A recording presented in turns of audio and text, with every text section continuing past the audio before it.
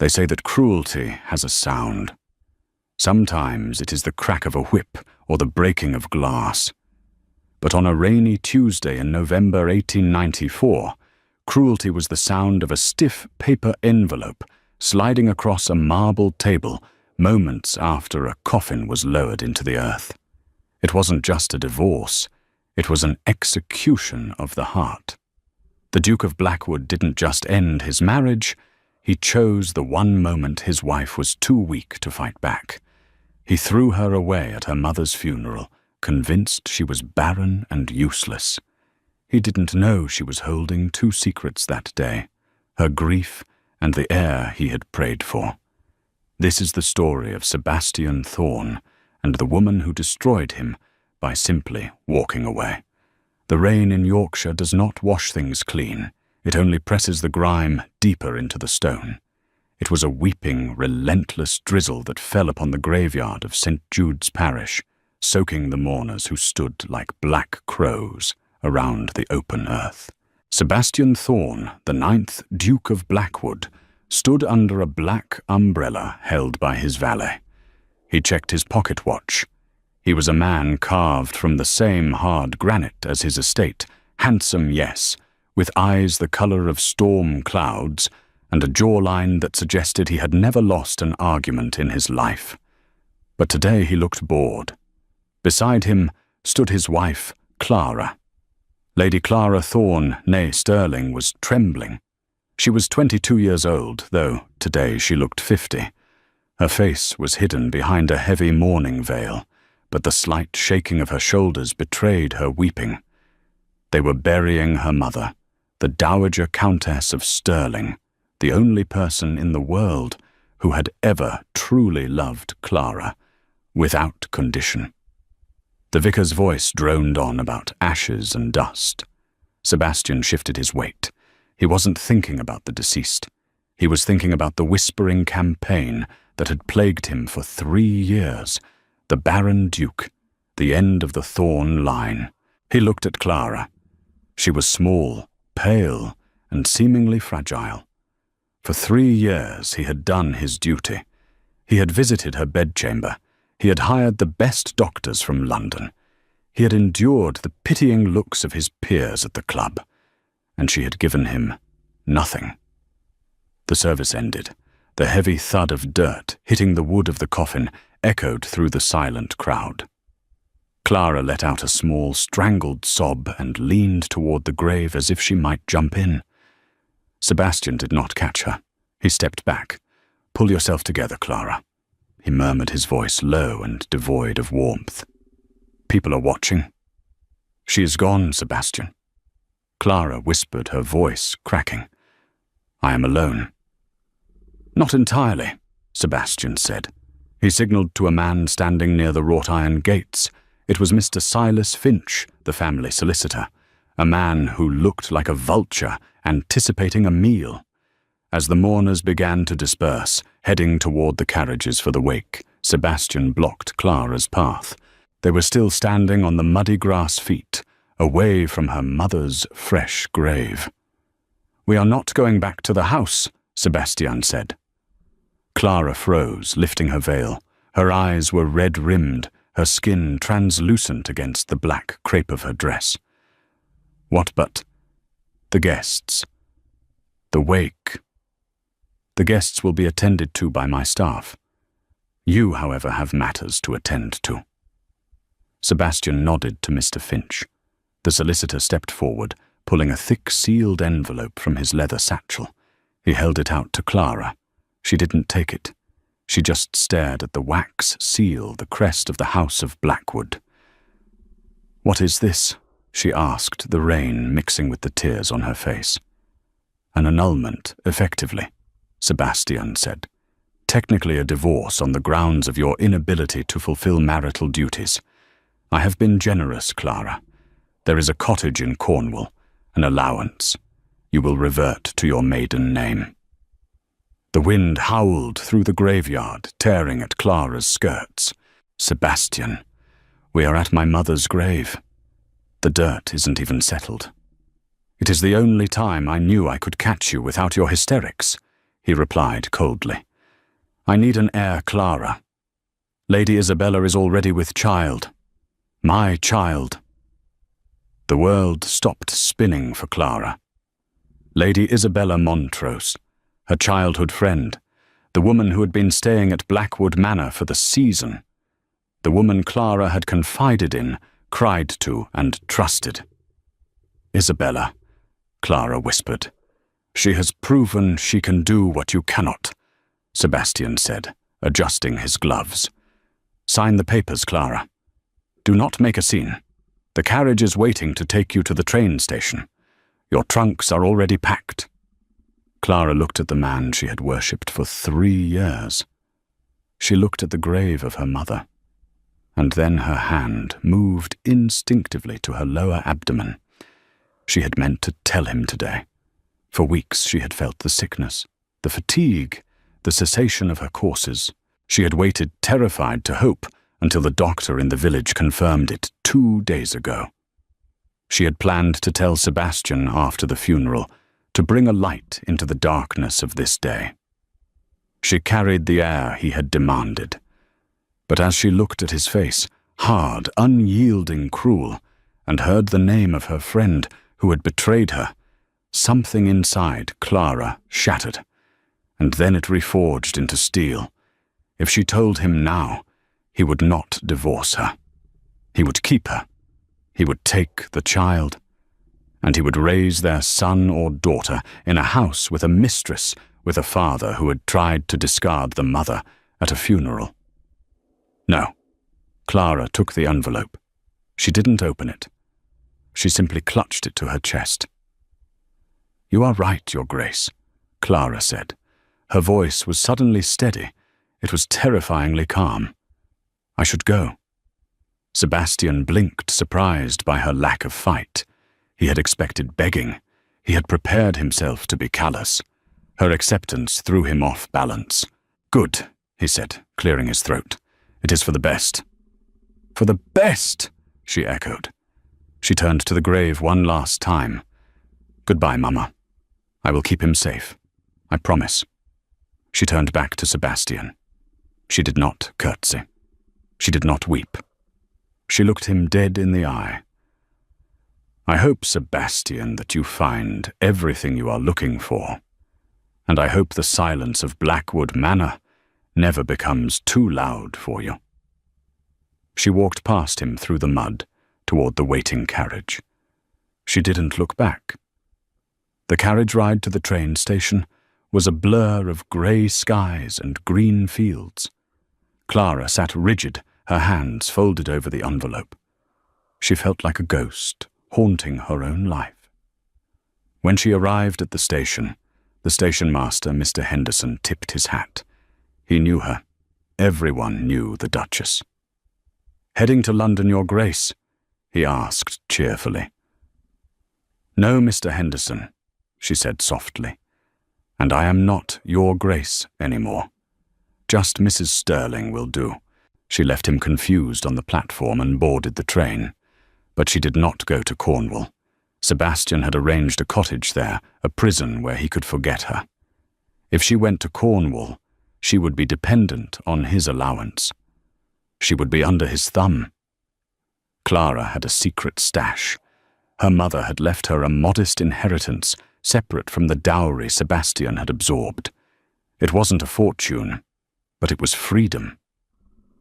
She took the train south, but changed lines in London, heading for the coast of Dover. She would go to France. She had a great aunt in Provence, an eccentric woman named Genevieve, who had been estranged from the family for years. As the train rattled over the tracks, Clara finally opened the envelope. The cruelty of the legal language was breathtaking. Failure to produce issue, irreconcilable temperament. It was a list of failures that belonged to a stranger, not the woman who had mended Sebastian's shirts, managed his household accounts, and warmed his bed for 3 years. She signed the papers with a shaky hand. Clara Sterling. She placed her hand on her stomach again. "You will not be a duke," she whispered to the life growing inside her. "But you will be loved. and you will be mine." Back at Blackwood Manor, the atmosphere was jubilant, at least in the drawing room. Sebastian poured a brandy, his hand trembling slightly. He told himself it was just the chill of the graveyard. He had done the right thing. The dukedom required it. The doors opened, and Lady Isabella Montrose swept in. She was vibrant, wearing a dark blue gown that bordered on inappropriate for a house in mourning, but she didn't care. She touched her stomach ostentatiously. "Is she gone?" Isabella asked, a predatory smile playing on her lips. "She is," Sebastian said, downing the drink. "It is done." "Oh, Sebastian," Isabella cooed, walking over to wrap her arms around his neck. "You are so strong. We can finally start our life. Our son will be the 10th Duke." Sebastian looked at her. Isabella was beautiful, undeniably, but there was a sharpness to her that he hadn't noticed before. "Are you certain, Isabella?" he asked. "About the child?" "Of course," she laughed. "I can feel it. A mother knows." A week passed, then a month. The house felt strange. The servants moved quietly, their eyes averting whenever Sebastian walked by. They had loved Clara. She knew their names. She asked about their families. Isabella, by contrast, threw vases when the tea was cold. One evening, Mrs. Halloway, the head housekeeper, knocked on Sebastian's study door. "Enter," he barked. Mrs. Halloway walked in, carrying a small leather-bound book. She looked nervous. "What is it?" I found this in the inside Lady Clara's old sewing room," Mrs. Halloway said. "I thought you should have it, Your Grace, before Lady Isabella orders everything burned." Sebastian took the book. It was a diary. He waved the housekeeper away. He sat by the fire, the leather warming in his hand. He shouldn't read it. She was gone. It was over. But the silence of the manor was getting loud, just as Clara had predicted. He opened it to the last entry, dated the day before the funeral. November 14th, 1894. "The doctor came today. I can hardly believe it. After 3 years of praying, of teas and tinctures and tears, it has happened. I am with child. I am going to be a mother. I wanted to tell Sebastian immediately. I ran to his study, but the door was locked. I heard him talking to Isabella. I heard them laughing. I decided to wait. I will tell him after the funeral. He has been so distant, so cold. Surely this will melt the ice around his heart. We will finally be a family. I have the heir he always wanted. I have never been so happy, even in the midst of this grief for Mama. Please, God, let this baby bring him back to me." The book fell from Sebastian's hands, hitting the floor with a heavy thud. The room spun. The fire crackled, sounding like mocking laughter. "I am with child." He stood up so fast his chair toppled over. "No," he whispered. "No, that's impossible. The doctors said." He remembered her face at the funeral, the way she had touched her stomach, the strange calmness, the way she had said, "I hope you find everything you are looking for." She knew. She knew he was casting her aside while she carried his child, and she hadn't said a word. The door to the study burst open. Isabella stood there looking pale and frantic. "Sebastian," she said, her voice high and pitchy. "We need to call the doctor." "What is it?" He stared at her, the diary still burning a hole in his mind. I have started bleeding," Isabella stammered. I think I was mistaken about the dates. Or perhaps it was a false hope." Sebastian stared at her. The realization hit him like a physical blow. There was no baby. Isabella had lied, or she had been mistaken, and used it to force his hand. He had thrown away his wife. He had thrown away his true heir. "Get out," Sebastian whispered. "Sebastian, please, I am in pain. I said get out!" He roared, picking up a crystal decanter and hurling it against the wall. It shattered shards of glass, flying everywhere. Isabella fled screaming. Sebastian fell to his knees, grasping the diary. He was the Duke of Blackwood. He owned half the county. He had power, wealth, and influence. And he was the poorest man on earth. He had to find her. He had to fix this. But as he would soon learn, Clara Sterling didn't want to be found. And the world was a very large place for a woman who had decided to disappear. While Sebastian Thorne was tearing his library apart, looking for clues that didn't exist, Clara was crossing the English Channel. The water was rough, mirroring the turmoil inside her, but as the white cliffs of Dover faded into the mist, she felt the first strange stirrings of peace. She was no longer a duchess. She was no longer a barren wife. She was simply a woman trying to survive. She arrived in Provence, France, 3 days later. Her great-aunt Genevieve lived in a crumbling, sun-bleached chateau near the village of Gordes. Genevieve was a woman who smoked thin cigars, wore men's trousers to garden, and had been the scandal of the family for 40 years. When Clara arrived at the heavy oak door, dusty and exhausted, Genevieve didn't ask questions. She looked at Clara's pale face, then dropped her gaze to the slight swell of Clara's stomach. "Well," Genevieve said, exhaling a cloud of smoke, "I suppose we'll need to buy a crib. And more wine." The months that followed were a transformation. Yorkshire had been grey stone and biting wind. Provence was gold light and the smell of wild thyme. Clara didn't just hide, she healed. She reverted to her maiden name, calling herself Madame Sterling. The locals assumed she was a young widow, a story she didn't bother to correct. In a way, she was. The husband she thought she knew was dead. The man who remained was a stranger. On a warm night in June 1895, 7 months after she stood at her mother's grave, Clara went into labor. It was a long, terrifying night. The village midwife, a stern woman named Madame Dubois, worked by candlelight while Genevieve paced the hallway. At dawn, a cry shattered the silence of the chateau. Clara, drenched in sweat and exhausted beyond measure, was handed a bundle. She looked down into eyes that were shockingly familiar. They were storm grey. The Blackwood eyes. "He is strong," Madame Dubois said. "A little lion." Leo, Clara whispered, brushing a damp curl from the baby's forehead. "His name is Leo." She looked at her son, and for the first time, she felt a flash of anger towards Sebastian.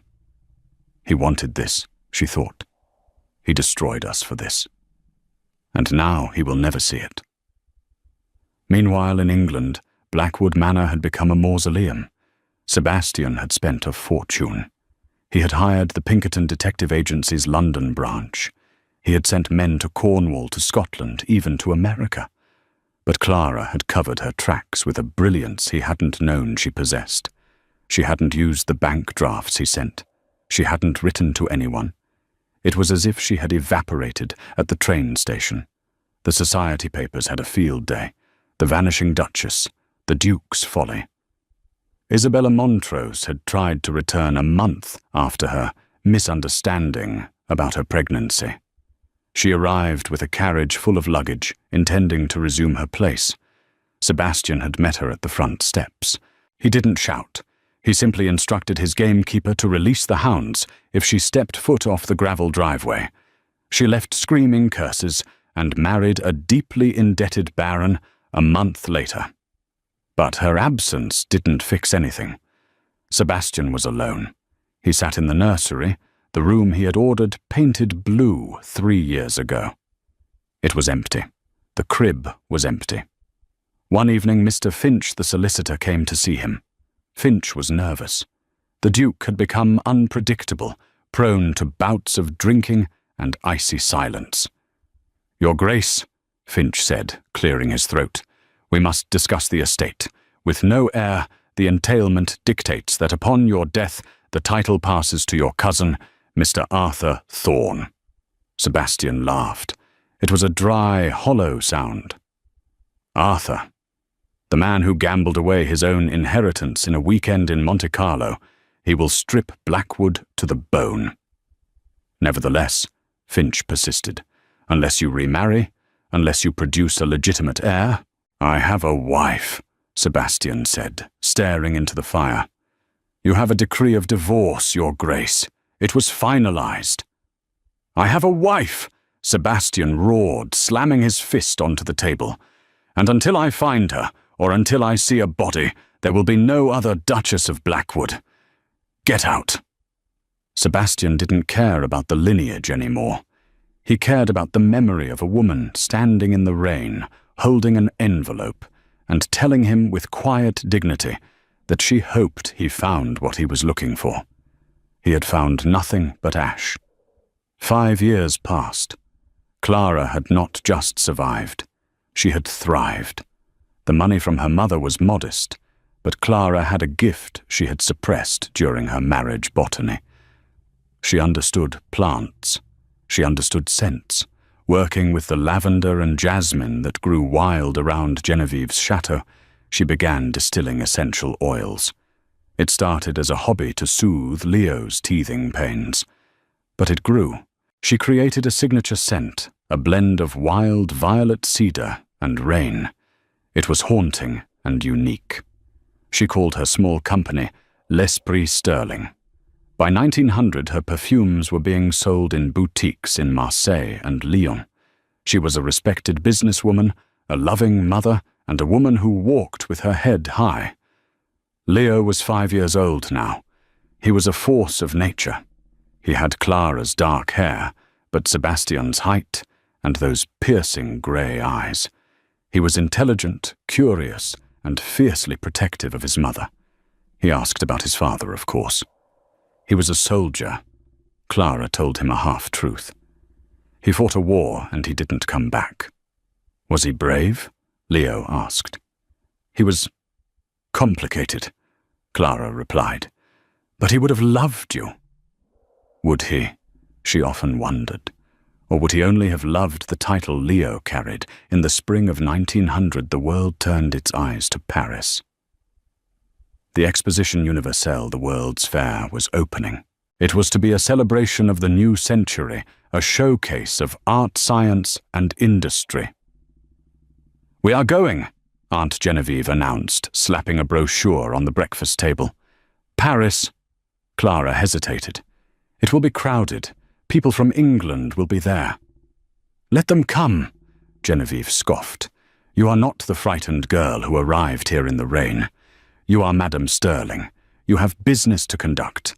A major department store in London wants to stock your oils, Clara. You need to meet them."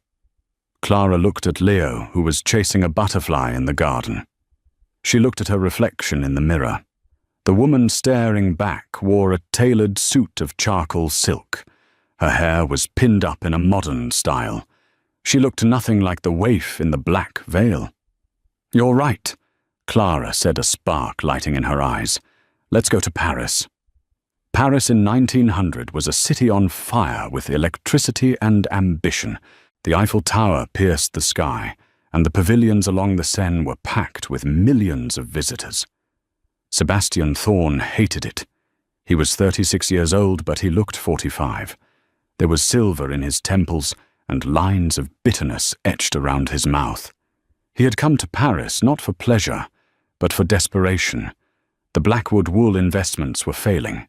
He needed to secure a trade deal with a French textile consortium, or he would have to start selling off the family art collection. He walked through the Grand Palais, surrounded by the noise of the crowd. He felt like a ghost, haunting a carnival. "Your Grace." Sebastian turned. It was Lord Harrington, an old acquaintance from the club, a gossip. "Harrington." Sebastian nodded curtly. "Dreadful crowd, isn't it?" Harrington said, fanning himself with a hat. "Although you simply must see the Botanical Pavilion. There's a booth there French perfume. The woman running it has half of Paris entranced. They say she's an absolute vision. I have no interest in perfume, Sebastian said. Suit yourself, but the scent, it's extraordinary. Reminds me of that garden your mother used to have. Sebastian froze. His mother's garden. It had been famous for its violets. Clara had loved that garden. She used to spend hours there. A strange magnetic pull tugged at Sebastian's chest. Without a word to Harrington, he turned and walked toward the botanical pavilion. The air inside was thick with the smell of roses and lilies. He pushed through the crowd, his heart beating a rhythm he couldn't explain. This is madness, he told himself. She isn't here. And then he smelled it. It wasn't a heavy, cloying, floral scent. It was sharp, clean, and melancholic. Violets, cedar, and something that smelled like rain on stone. He followed the scent to a booth draped in purple velvet. A crowd was gathered around it. Sebastian used his height and his elbows to push to the front. "Madame, please, one more bottle," a man was shouting. Behind the counter stood a woman. She was laughing, handing a wrapped package to a customer. She wore a gown of pale lavender that accentuated her figure. Her hat was wide-brimmed, stylish. She was radiant, confident, and utterly beautiful. Sebastian stopped breathing. It was Clara. But it wasn't the Clara he had discarded. That Clara had been small, hunched, and terrified. This woman commanded the space around her. She was a queen in her own court. "Clara," he whispered. The sound was lost in the noise of the crowd. He couldn't move. He simply watched her. He watched her hands that used to tremble when he spoke to her, deftly wrap bottles and count money. He watched her smile at a customer, a genuine smile that reached her eyes. He hadn't seen her smile like that in the 3 years of their marriage. He waited. He waited until the crowd thinned, until the exhibition hall began to close for the evening. Clara was tidying the counter, humming to herself. She felt a shadow fall over the table. "We are closed for the evening, monsieur," she said, in perfect French, not looking up. "Please come back tomorrow." "Hello, Clara." The voice was rough, like gravel, grinding together. Clara went still. Her hand hovered over a bottle of oil. She didn't flinch. She didn't gasp. She took a slow breath, steeled her spine, and looked up. For 5 years, she had rehearsed this moment in her nightmares. She had imagined she would scream. She had imagined she would faint. Instead, she felt a cold, hard armor snap into place around her heart. "Your Grace," she said, switching to English. Her voice was cool, polite, and distant, as if he were a customer she didn't particularly like. "You look tired." Sebastian gripped the edge of the counter, his knuckles white. "Tired. I have spent 5 years looking for you. I have turned the world upside down." "You didn't look very hard," she said, returning to her packing. "I haven't been hiding. I have been living." "Clara, stop," he pleaded. The arrogance was gone. He looked broken. The funeral, the divorce. I was mammed. I was a fool. "Yes," she agreed, comfortably. "You were." "Isabella lied," he blurted out. "There was no child. She was never pregnant. I threw you away for a lie." Clara looked at him, then really looked at him. She saw the pain in his eyes, the regret that had eaten him alive. A younger version of herself might have pitied him. The woman she was now simply felt a vague sadness. "That is a tragedy for you, Sebastian," she said. "But it has nothing to do with me anymore. You signed the papers. You wanted me gone. I obliged." "I want you back," he said, his voice cracking. "I want you to come home. Blackwood it is dead without you. I made a mistake, a terrible mistake." "You didn't make a mistake, Sebastian. You made a choice. You chose cruelty when I needed kindness. You chose a mistress over a wife." She picked up her gloves. "I am not a library book you can return and check out again when you feel like it." "I will court you," he said desperately. "I will win you back. I don't care about the divorce. We can remarry. I am not interested." She walked around the counter, grabbing her parasol.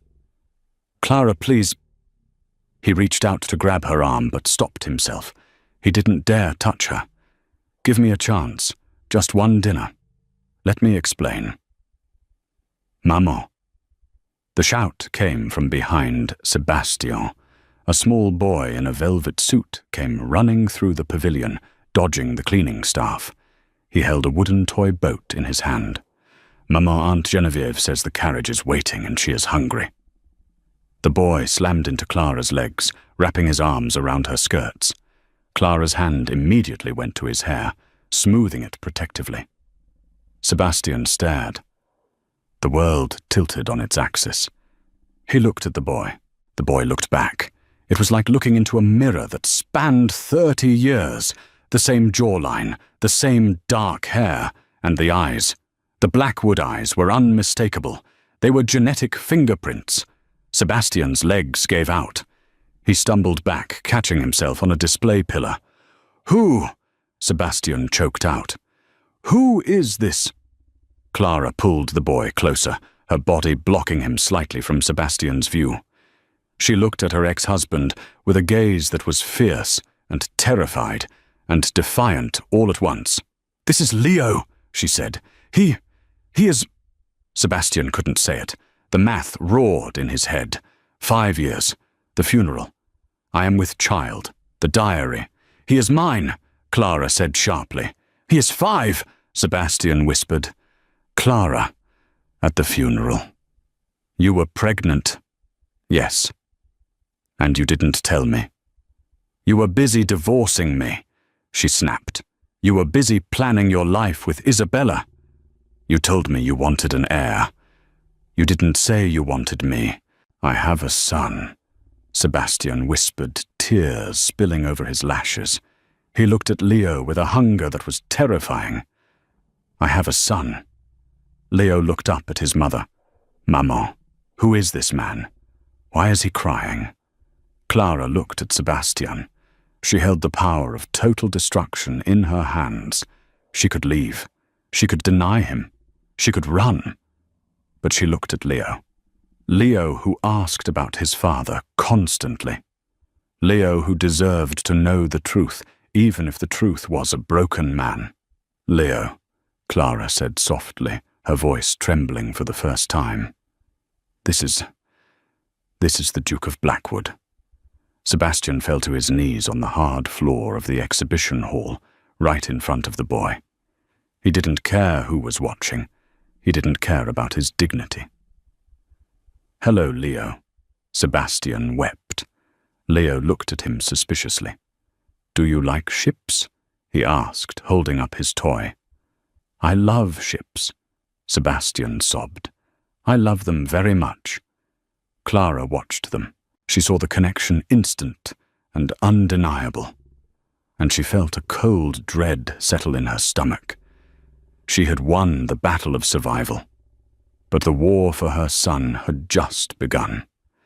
Sebastian Thorne would not let the heir to Blackwood go, and Clara would burn the world down before she let him take Leo away from her.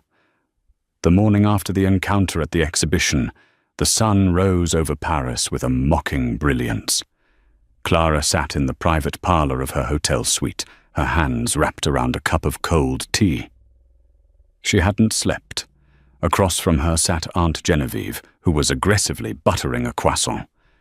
"He will come," Genevieve said, her voice grim. "Men like that always come for what they believe is their property." "Leo is not property," Clara snapped. "He is a boy. My boy. To a duke." Genevieve raised an eyebrow. "He is a legacy. He is the difference between the family line continuing or dying out. You must be realistic, Clara. Sebastian has the law, the money, and the title. In England, the father's right to the child is almost absolute. A knock on the door interrupted them. It wasn't a polite knock, it was a summons.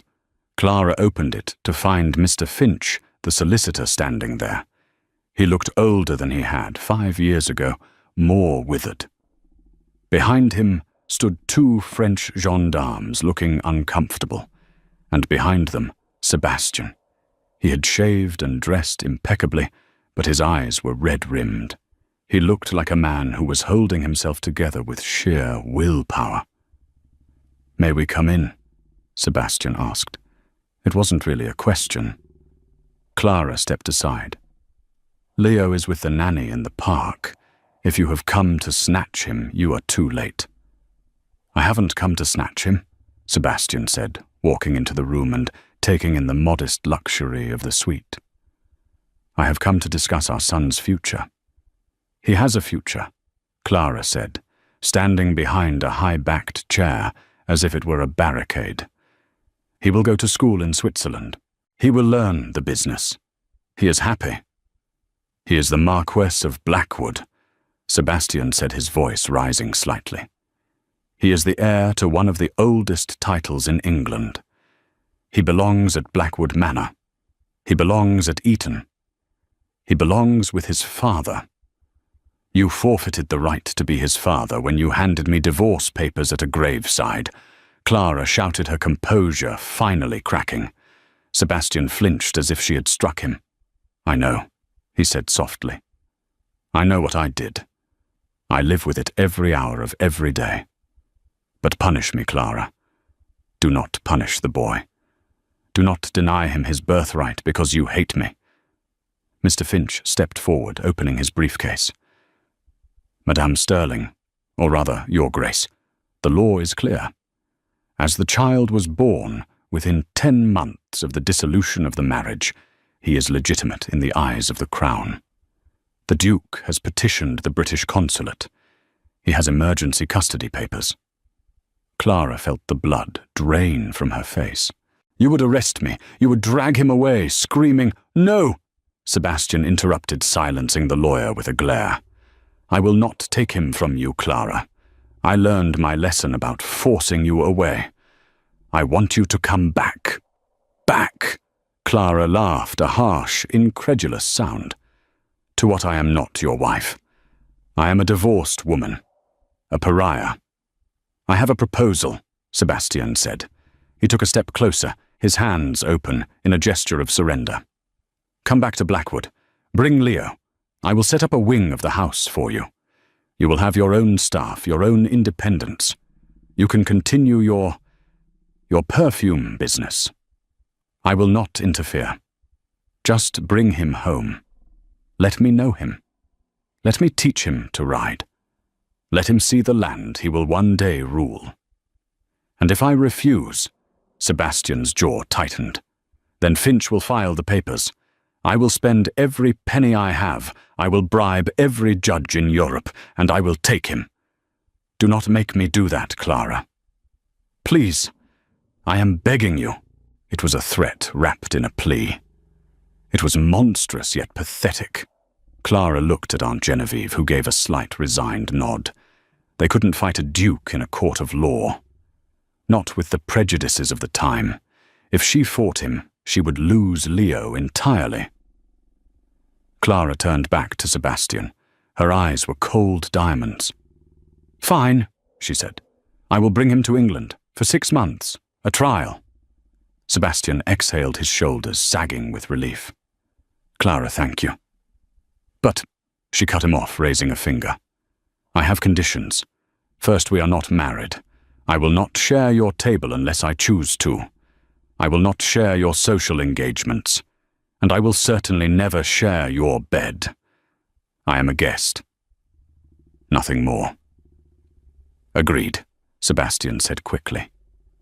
"Second," Clara continued, her voice hardening, "you will never speak ill of me to him. You will never try to turn him against me. If I sense for 1 second that you are trying to push me out of his life, I will take him. and I will disappear to America, and you will never find us. I have money now, Sebastian. I am not the helpless girl you threw away." Sebastian looked at her with a strange mixture of shame and admiration. This fierce, powerful woman was a stranger to him, and yet she was more captivating than the quiet girl he had married. "I agree to your terms," Sebastian said. "When can you be ready?" "Give us 2 days," Clara said. "And Sebastian?" "Yes." "Do not think this means I forgive you. I am doing this for Leo. As far as I am concerned, the Duke of Blackwood died in that graveyard too. The return to Yorkshire was a spectacle. When the carriage pulled up the long gravel drive of Blackwood Manor, the entire staff was lined up on the steps. It was raining, of course. It always seemed to rain here." Leo pressed his nose against the glass. "Is this the castle?" he whispered. "Is it ours?" "It is your father's house," Clara said stiffly. As they stepped out, Mrs. Halloway, the housekeeper, let out a cry and broke protocol, rushing forward to take Clara's hands. "My lady, oh my lady, you've come home." "Hello, Mrs. Halloway," Clara said gently. "It is good to see you." Then Mrs. Halloway saw Leo. The staff fell silent. The resemblance was so striking it was almost eerie. The old butler, Mr. Henderson, actually took out a handkerchief to wipe his eyes. "Welcome home, Lord Leo," Henderson said, bowing lower than he had bowed for anyone in 20 years. For the first few weeks, the house was a battlefield of awkward silences. Sebastian kept his word. He gave Clara the east wing, which had the best light. He ordered the old nursery to be filled with the finest toys from London tin soldiers' rocking horses model trains. Leo thought he was in paradise. He had a pony named Comet. He had a father who let him eat cake before dinner. He had a house with secret passages. Clara, however, felt like she was living in a museum of her past trauma. She set up her laboratory in the conservatory, the smell of her lavender oils warring with the musty scent of the old house. She worked furiously, refusing to let l'esprit Sterling falter just because she was back in England. Sebastian tried. God, he tried. He would knock on the conservatory door. "Clara, I thought, perhaps you would like to join us for a walk. Leo wants to show you the lake." "I am busy, Your Grace," she would say, not looking up from her vials. "Go with your son." He would leave shoulders slumped. The tension came to a head in the 2nd month. The local gentry could not be kept away forever. The rumors were flying. The Duke's ex-wife is back. There is a secret child. Is she a mistress? Is she a governess? Lady Danbury, the matriarch of the local society, and a woman with a tongue like a razor, organized a dinner party. She invited Sebastian, and maliciously she invited Mrs. Sterling. "You don't have to go," Sebastian told Clara, standing in the doorway of her laboratory. "And let them whisper." Clara corked a bottle of jasmine essence. "No, I will go. I will show them that I am not ashamed." "Are you?" "I have never been more ashamed of anything than my past," Sebastian said quietly. "But I am not ashamed of you." The dinner was held at Danbury Hall. The table was set with silver and crystal, but the atmosphere was poisonous. The local ladies stared at Clara's French gown, cut lower and more fashionably than their stiff English dresses. "So, Mrs. Sterling," Lady Danbury said loudly once the soup was served, "we hear you have been in trade in France. Selling perfume, is it? Like a shop girl." The table went silent. It was a direct insult. In their world, a woman of breeding did not work. Clara placed her spoon down. "It is a business, Lady Danbury. I manufacture and export. I employ 30 people. It put food on my table when I had no one else to rely on." "How quaint," Lady Danbury sniffed. "But surely now that you are back under the Duke's protection, you will give up such common pursuits. It must be confusing for the child to have a mother who works." Sebastian slammed his wine glass down. The crystal stem snapped. Red wine bled onto the white tablecloth. "Sebastian!" Lady Danbury gasped. Sebastian stood up. He loomed over the table, his face dark with fury. But the fury wasn't directed at Clara. "You will apologize," Sebastian said, his voice a low growl. "Your Grace, you will apologize to Clara," Sebastian said, his voice rising. "You speak of common pursuits. Clara built an empire from nothing while carrying my son. She survived alone in a foreign country because I failed her. She has more dignity in her little finger than this entire table possesses." He looked around the room, daring anyone to speak. "She is not under my protection, like a charity case," Sebastian announced. "She is the mother of the future Duke of Blackwood. She is the only reason the Thorn line didn't end with me. And if anyone here treats her with anything less than the reverence she deserves, I will ruin you. I will call in your debts, I will cut you from my leases, and I will ensure you are not welcome in any house in London." Silence stretched thick and terrified. "I am sorry, Mrs. Sterling," Lady Danbury whispered, pale as a sheet. "Come, Clara," Sebastian said, extending his hand. "This soup is cold." Clara looked at him. For the first time in 5 years, she saw the man she had fallen in love with before the title corrupted him. She saw a protector. She took his hand. They left the dinner party, leaving a scandal that would be talked about for decades. In the carriage ride home, the silence was different. It wasn't icy, it was charged. "You didn't have to do that," Clara said softly, looking out the window at the passing hedgerows. "Yes," Sebastian said. "I did. I should have done it 5 years ago. I should have defended you against my own ambition. I should have defended you against Isabella. I am sorry it took me so long to find my voice." Clara turned to him. "You broke your glass." "I hate that woman's soup anyway," he muttered. Clara let out a small laugh. It was a rusty sound, unused, but it was there. Sebastian looked at her, hope flaring in his chest. "Clara, don't," she said, the walls coming back up slightly. "One dinner does not fix 5 years, Sebastian." "I know," he said, "but it is a start." "It is a start," she conceded.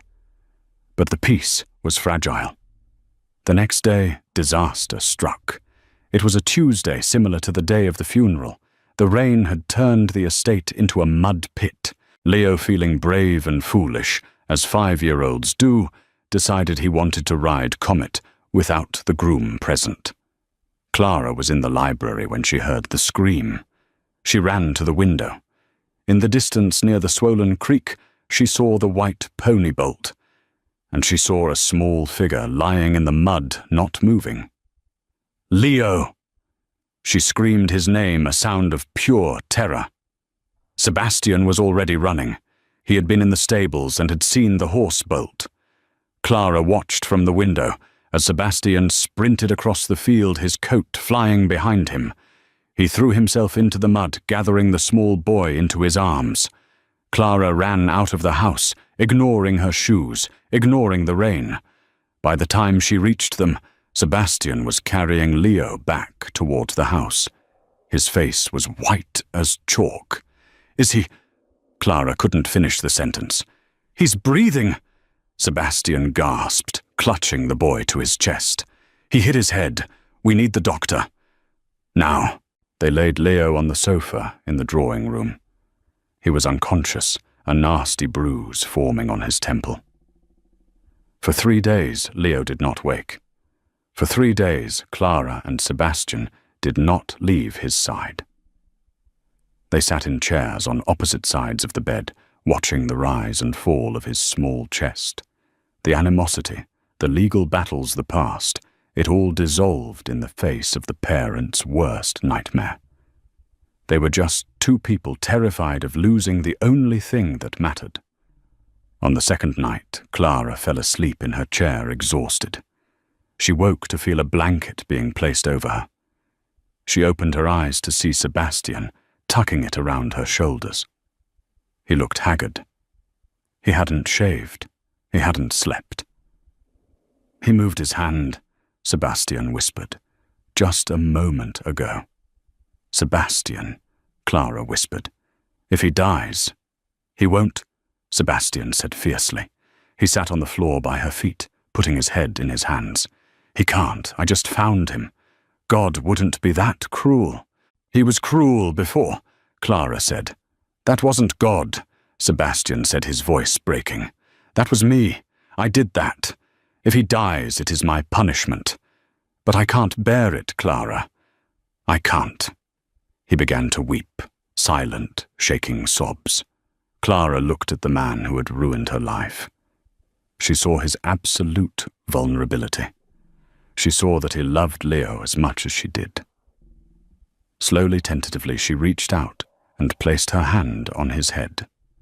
His hair was soft. Sebastian froze at her touch.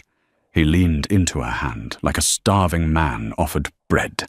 We will wait, Clara said. We will wait together. At dawn on the third day, the fever broke. Leo opened his eyes. Maman, he croaked. I'm hungry. Clara burst into tears.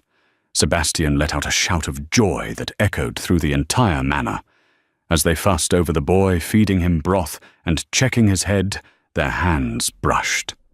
This time, neither of them pulled away. The crisis had burned away the artifice. They were no longer duke and ex-wife. They were a father and a mother. But as Leo recovered, a new challenge arose. The accident had revealed something.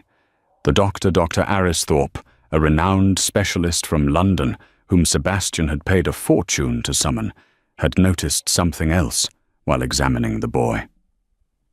His heart, the doctor said to Sebastian and Clara in the hallway. There is a murmur. It is distinct. Is it dangerous? Clara asked, gripping Sebastian's arm without thinking. It can be managed, Dr. Aristhorpe said, but he cannot be stressed. He needs stability. He needs a calm, happy environment, no conflict, no shouting. The doctor looked at the estranged couple. If you want him to grow old, the doctor said sternly, you must stop fighting. He needs a home, a real home, not a battleground. Clara and Sebastian looked at each other. The trial period was over. The war had to end. But could they actually build a peace, or were the ghosts of the funeral still too loud? Dr. Aristhorpe's warning transformed Blackwood Manor. To keep Leo's heart steady, the house had to be a sanctuary, not a battlefield. For 6 months, Clara and Sebastian performed a delicate dance of domesticity. But slowly, the act became reality. Sebastian stopped seeing Clara as a possession to be reclaimed and started seeing her as a partner to be cherished. He even converted the old stables into a larger laboratory for l'esprit sterling, ensuring her independence remained intact. The turning point came in early spring. Clara followed a strange noise to the overgrown garden, her mother's old sanctuary. There she found the Duke of Blackwood, on his knees in the mud, planting white roses and violets.